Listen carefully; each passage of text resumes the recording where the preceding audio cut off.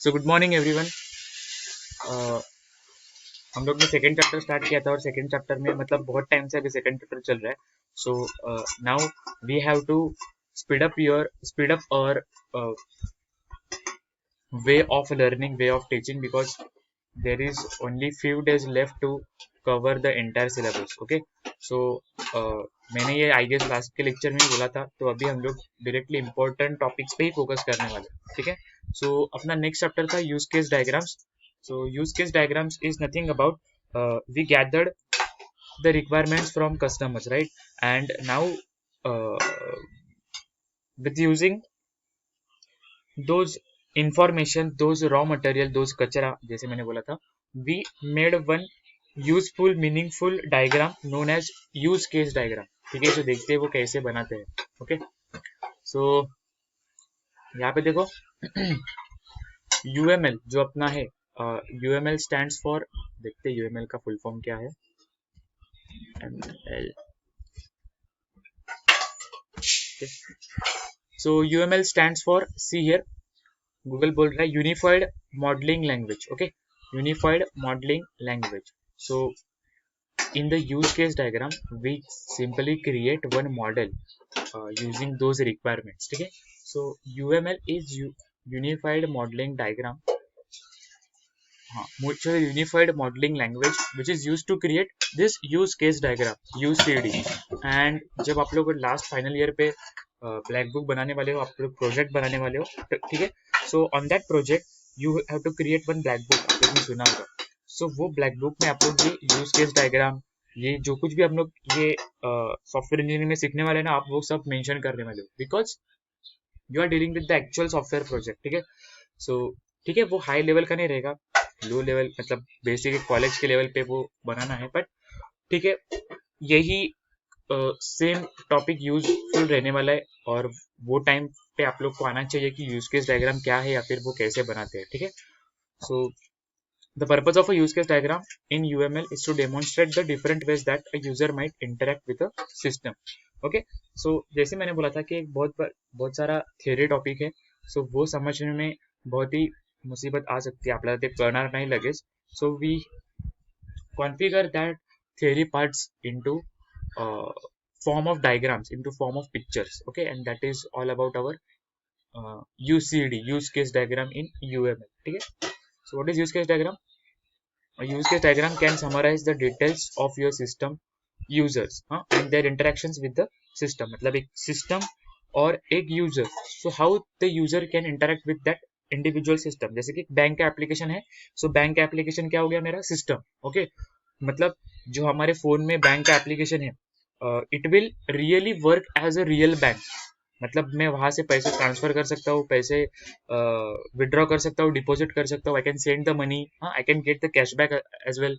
सो ये सारी चीजें में जो हम लोग पहले फिजिकली बैंक में जाके कर रहे थे, वही सारी चीजें आप लोग हम यूजिंग दोज एप्लीकेशन, दो software, we can do the all this stuff.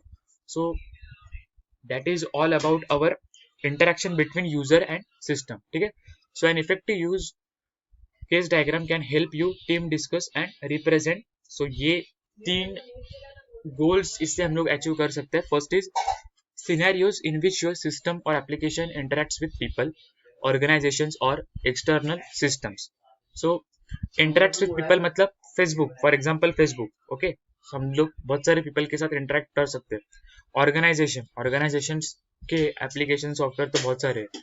और एक्सटर्नल सिस्टम्स मतलब एक हार्डवेयर पार्ट रहेगा या फिर एक पूरा एक एक्सटर्नल सिस्टम रहेगा. मतलब we can control the room temperature, या फिर वी कैन कंट्रोल द, मतलब टीवी को हम लोग कंट्रोल कर सकते हैं थ्रू मोबाइल एप्लीकेशन, या फिर फैन का स्पीड हम लोग डिसाइड कर सकते हैं through mobile application.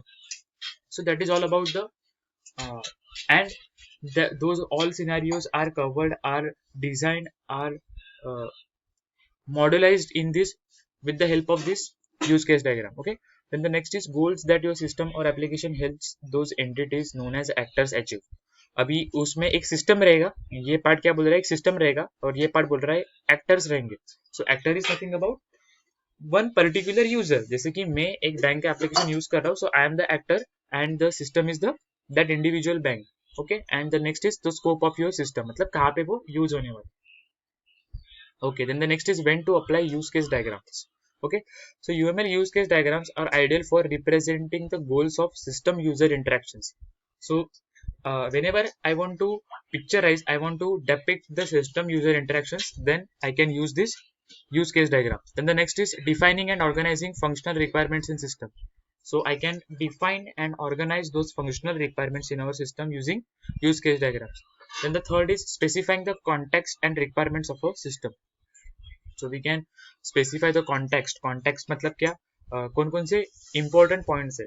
Means in the case of banking scenario, the important context is we can withdraw, we can deposit the cash, और हम लोग क्या कर सकते हैं बैंक में. Okay, we can set the pin number to your account. ठीक है, ऐसे बहुत सारे एस्पेक्ट्स है. So those are the context and requirements of system. Requirements मतलब आपको मालूम है. Okay, and the last is modeling the basic flow of events in use case. Okay, so यहाँ पे देखो आपको दिख रहा है, थोड़ा मैं स्क्रीन कम करता हूँ. Okay, so you can see now one use case diagram. Okay, और ये किसका है, ऑनलाइन शॉपिंग सिस्टम का है. ठीक है, so इसमें ये क्या हो रहा है आपको थोड़ा बहुत आइडिया आ रही होगी, बट ये जो मैंने डायग्राम रिप्रेजेंट किया, मतलब ये ओवल बनाया है, ये एक ऐसा सिस्टम बनाया है. ठीक है, ये यूजर बनाया है, ये क्या है, ये पहले नोटेशंस देख लेते हैं. Okay, so see here, these are the notations in use case diagram. देखो पहला आइकॉन क्या बता रहा है, ये है यूज केस, ये एसोसिएशन है, एक्टर है, सिस्टम है, include, extend, dependency, generalization, realization, collaboration and etcetera etcetera etcetera. ठीक है, सो वन बाय वन देखते हैं ये सबका मीनिंग क्या है. फर्स्ट था मेरा यूज केस. ठीक है, so if I want to represent the use case, so we can use this oval. Okay, to represent the use case. अभी यूज केस मतलब एक इंडिविजुअल ट्रांजेक्शन है. जैसे कि मैं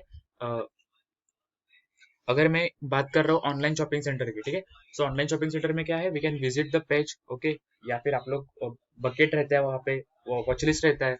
ओके, आप लोग वो कार्ट में ऐड कर सकते हो, आप लोग फिल्टर लगा सकते हो. So that's all module will be, those all modules will be represented on this oval diagram, and that is all about our use case. Okay, so you can make use of sub diagram feature to describe the interaction between user, system and with use case by creating subsequence. Okay, so उसमें हम लोग ये describe करने वाले. Example में आपको पता चल जाएगा, बट सिंपली अभी फोकस करो कि ओवल में हम लोग यूज केस रिप्रेजेंट कर सकते हैं. Then the next is association.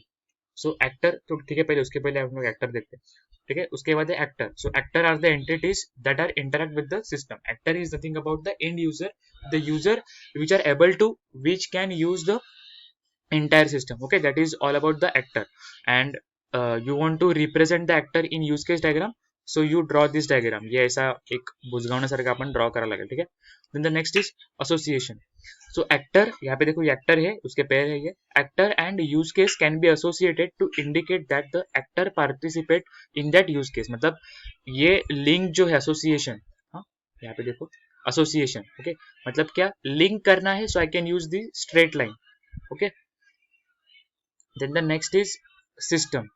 So suppose online shopping system है या फिर banking system है, so you want to represent the entire system, then you can use this rectangle. हाँ, ये ऐसा एक बड़ा वाला rectangle जिसमें सारे operations, यहाँ पे actor रहेगा, यहाँ पे use cases रहेंगे, और यहाँ पे दूसरा एक actor रहेगा. ठीक है, so we can represent the whole system like this. Then the next is include. An include relationship specifies how the behavior for the inclusion use case is inserted into behavior defined for the base class use. Okay, so include is nothing about, we can draw one dotted line and arrow and point arrow towards the use case, या फिर towards the goal use case, the destination, the reach point. Okay, so this include is nothing about, it specifies the relationship between the behavior inclusion in use case. जैसे कि suppose withdraw है, तो withdraw में हम लोग क्या कर सकते हैं, विड्रॉ में हम लोग पैसे निकाल सकते हैं. So withdraw include the withdrawal money, या फिर फेच मनी, या फिर गैदर्ड मनी. ठीक है, सो ये क्या है, inclusion. Then the next is extend. So extend is the vice versa process of inclusion. Include. An extend relationship specifies how the behavior of extension use case can be inserted into the behavior defined for the base use cases. So extend से उल्टा process होने वाला है include के. include में हम लोग ने include किया, extend में हम लोग उसे extend कर. Okay. Then the next is dependency. और यहाँ पे extend में dotted line है, towards the sender of the, या फिर towards the starting point of the use case, ठीक है। वहां पे क्या था, एंड पॉइंट था, यहाँ पे एंड पॉइंट पे हम लोग ने एरो किया था, यहाँ पे स्टार्टिंग पॉइंट पे एरो करा, ठीक है। So the next is dependency. So dependency relationship represents that the two models are dependent on each other. जैसे कि सेंट मनी है और या फिर डिपॉजिट है और विड्रॉल है, ठीक है, वो दोनों मॉडल डिपेंडेंट है। whenever you enter your valid pin address, your valid pin credential, then and only then you can access those withdraw or deposit function in your banking application, ठीक है। then the next is generalization. it is used to represent inherent relationship, मतलब parent और child का relationship बताना है, so on that case you can use the generalization. Model elements of same type. The more specific model elements share the same specification with the more general model element but carries more details in extra. So it can be basically used to describe that individual model more specifically. Then the next is realization. It is a relationship between a specification and its implementation. So realization is nothing about the specification. Specification मतलब क्या, banking में हम लोग क्या कर सकते हैं, withdraw, send money, check your status, check your balance account, ठीक है, एंड इट्स इम्प्लीमेंटेशन। और विड्रॉ मतलब क्या, हम लोग एक्चुअली क्या कर रहे हैं। सो विड्रॉ में जो एक्चुअली पार्ट हम लोग करने वाले हैं that is shown by using this realization, dot dot dot dot, और ये ऐसा ट्रायंगल बनाना है at the end point. Clear? Okay, then the collaboration. So what is collaboration in UML? According to Unified Modeling Language specification, collaboration is described structure of collaborating elements. मतलब जितने भी rules या फिर रेगुलेशंस है वो सारे मॉडल्स का collaboration क्या है, वो कैसे यूजफुल रहने वाले हैं, उसे एज अ ग्रुप हम लोग कैसे यूज कर सकते हैं, and that can be represented by using dotted Oval. Clear?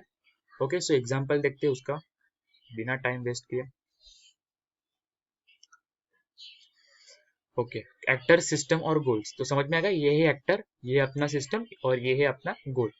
ऊपर भी हम लोग ने एक ऑनलाइन शॉपिंग सिस्टम वाला देखा था, अभी आप लोग को क्लियर हो जाएगा आइडिया, जैसे कि हम लोग ने टर्मिनोलॉजीज देखी, नोटेशंस देखे.